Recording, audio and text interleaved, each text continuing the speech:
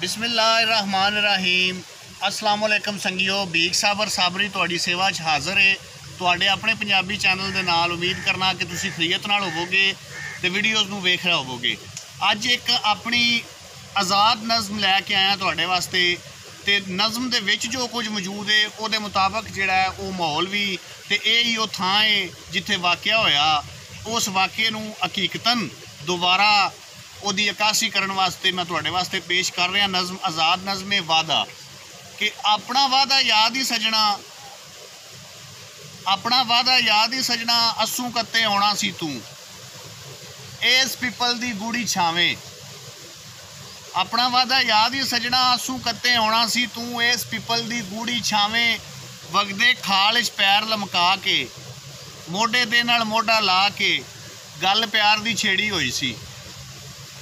एक दूजे नाल चोखा प्यार करन दियां शर्तां लांदे सा पै, नाले जामनू खांदे सा पै। फिर गल्लां चों गल निकली सी, तू क्या सी मैं टुर जाना है, मैं क्या सी मैं रुड़ जाना है। मेरी झोली विचों जामनू रेड़ के खाले जा पै सन। फिर तू मैनू ये गल कह के एक तसल्ली दित्ती सी, अस्सू कत्ते आ जावांगा, तेरा दर्द वंडा जावांगा। मैं ततड़ी उस खाल दे कंढे अज भी कल मकली बह के जामणुआं दियां गिटकां उत्ते देसी महीने गिननी आ पई। याद नहीं मैनू किन्नी वारी अस्सू कत्ते गिन बैठियां, अपना सीना विन बैठियां, अपना सीना विन बैठियां।